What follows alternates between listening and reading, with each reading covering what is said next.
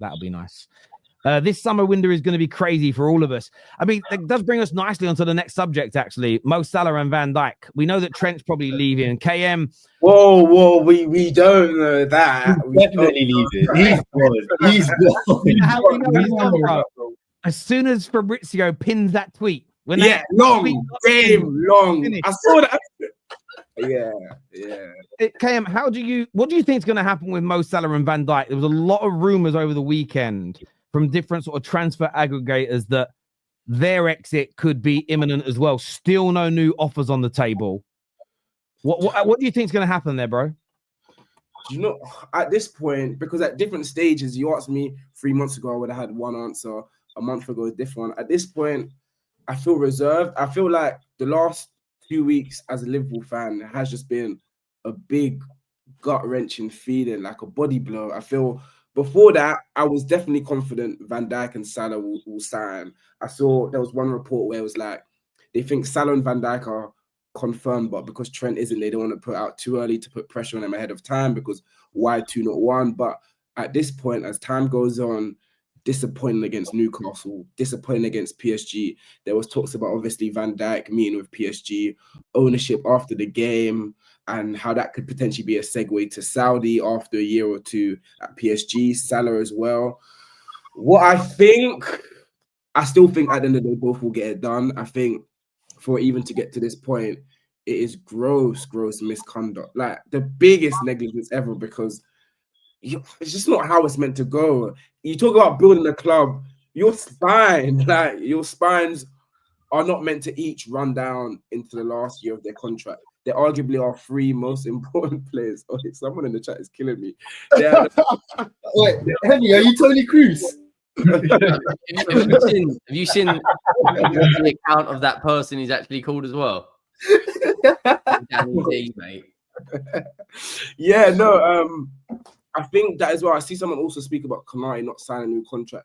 I know PSG are also interested. He's Parisian born as well. I believe they will get it done, but that's me more with my heart than my head. There's nothing that will let me know we're being serious about it. When Richard Hughes came back and Michael Edwards before, okay, yeah, things are going to get done. I'm glad we saw the signings Michael Edwards had made when he was part with Salah, Mane's, Robbo's, the sale of Coutinho, and we thought, okay, we're on a trajectory with kind of post-Klopp. At least we have that steadiness. But we saw the backing slot got in the summer, and that was the reason why a lot of people didn't think we were going to finish top 4.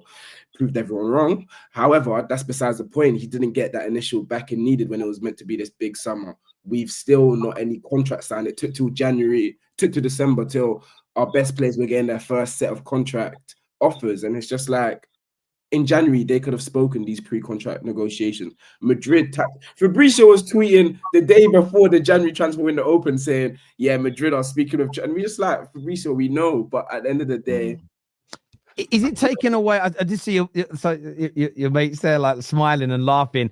Is it taken away from the Premier League title win? We all know you're going to be champions and you'll love it and you'll enjoy it. But is there like a bittersweet feeling of almost we're going to win it, but maybe the 3 of the most important components could all be gone like the day after? Yeah, most definitely. Because if someone gave me a choice, all 3 of them sign or the Premier League, I'll give away the Premier League right now. I'll be so honest. I'll give the Premier League. Because of the state the Premier League is right now, I think run it back with Van Dijk, Salah, and yes, I'll take Trent for the next 5 years because I think we'll win it next year. Say what you said again. I thought I misheard you. What did you say? No, you must have. You're right. You'd happily keep Trent, Salah, and Van Dijk instead of winning a league title. For this year, I think we can win it next year. I think we can win it the year after. I think we can win the year after that. Right now, you're not that good. You're not that good. You're not that good, bro. You're not that good. Chelsea are not good.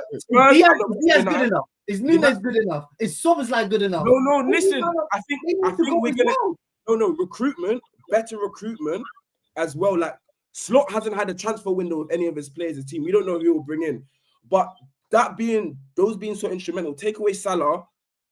You talk about Nunes isn't good. Yeah. Diaz isn't good. Yeah, but who's to say Salah's this good next season as well? Who's to say he has another 50 goals? The last 7 years. 70% of their output. Exactly. So why would I want to get rid of that? Why do I want to get rid of that? You get Wait, how long not is the deal you're sustainable. giving That's Salah? not How long is the sustainable. deal you're giving Salah? 2+1. 2+1. 2+1. Me, I'll give him He'll 3. be nearly 36. He's a specimen. Like, you know how everyone changing. He's the LeBron. He's It's a business. It doesn't It's a count. business, man. We've seen fall-offs. We saw that Fabinho. We saw that Fabinho fall off. One year he looked great. The other year Don't he looked compare Fabinho to Salah. Don't you dare. I love Fabinho. Big up Flacco, but Salah's different. And Trent, in the Newcastle game, we saw what we look like without Trent. Like, people don't realize Trent's deficiencies defensively. I don't want to hear that. The majority of our play on our attacks stem from that right-hand side, from that link up with Salah, even Soboslai on the right. Like, I just think it's imperative that he stays. And Van Dijk as well. Our backline, this has been Robbo's down year. Konate can't stay fit all the time. Quansah's fallen off. Van Dijk is that constant. Alisson will be out 1 or 2 months a season. Van Dijk is that constant in that back five. I don't know, and I don't want to know what my club looks like without Van Dijk or without Salah, because the last time I saw my club without them, it's been great. I hear you. What I would say, though, to your point, and I'd love to throw this to Eni because we haven't heard much from him yet, but a bird in the hand is worth 2 in the bush, as this comment here says. There's no guarantees, even with keeping them, you win it next year. Surely taking that EPL, that you've only won the EPL once. I know this will be your 20th league title. Surely winning that trophy, Eni, it should be more important than keeping the players that are winning it. Situations like this don't come around often, where everyone is so bad and your levels are there, bro. So like you're gonna get it however it comes. Do you know what I mean? So for you to go and spew that nonsense saying, bro, no players are bigger than the club, bro. Everyone's big players move on and you rebuild, bro. Like, yeah. It's like, you know when they used to say, would you rather receive 100 million or go on a dinner with Jay-Z? We know what it's different. Is that when people give the example of what they might learn off Jay-Z might be worth more than a No, because Jay-Z, if you can't rap as good as him, his business decisions also probably wouldn't work. Do you know what I mean? It's how the connections he's gonna give you. Yeah. It's not for certain, but what's certain is the 100 million on the Premier League is a certain. You got that wrapped up. Come on, man. Cass, I hear you, but I saw what you look like your last 12 years. I don't want that. I think Michael Edwards, they had an accountant. Hold on. Sorry. Since he's been United got fleeced by the Glazers. What happened to United is not allowed to happen anymore. We was leveraged. They took out a debt and leveraged it on the club. We're still paying interest and debt, bro. Like United is a different situation. It's not like any other club. But you talk about that. 500 million of debt. That's the principle, and the interest payments. We're different because the government allows if Trent that are not even allowed anymore. If Trent, Salah, and Van Dijk were 22, 23, 24, I'd hear what you're saying. But the fact that Van Dijk's 34 in July, the fact that Trent doesn't want to be there, I don't care what anyone says. He's best pals Jude Bellingham. He's already looking at houses for him, right? They're in England camp talking together. It's coincident that England social media are not allowed to put any pictures of them out together. Right? Right? And not only that, a few Spanish things. And what happens if you did keep all 3 of those? 2 months in, you get the same thing Rodri had, where Salah does his ACL. God forbid, Yeah, you can replace those 3 players. It's just going to take a couple of years. Yeah, you've got to take that. You have to take the. I listen. I understand your train of thought. I do, but the thing is, in football, you never know how good other teams are going to be next year. Exactly. Arsenal go out and sign. I'm making these examples up here. No one in the comments panic. They go and get themselves Nico Williams. They get Yulkares and they get Zubimendi. That's all doable.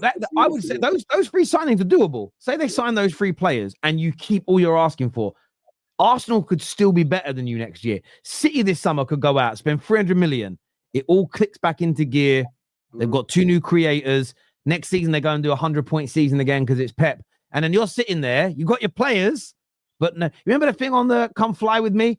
No cups. We've got the fire. We've got the tea bags. We've got the water, but no cups. You'll be sitting there I've got Salah, I've got Van Dijk, I've got my Trent, but 0 trophies. I would take the trophies straight away. I get the sentiment, but I'd be taking them. The view, by the way, the audience are they're cooking you, bro, for that. They're especially the Liverpool fans. They're like, As they should. I saw what? And Louis here, long-standing sort of contributor to Terrace, and he just says this guy is an Arsenal fan in disguise. Hey, wait, that's derogatory. Wait. I hear you. Mediocrity that I'm allergic to trophies. No offense, any Arsenal fan. That was just DA,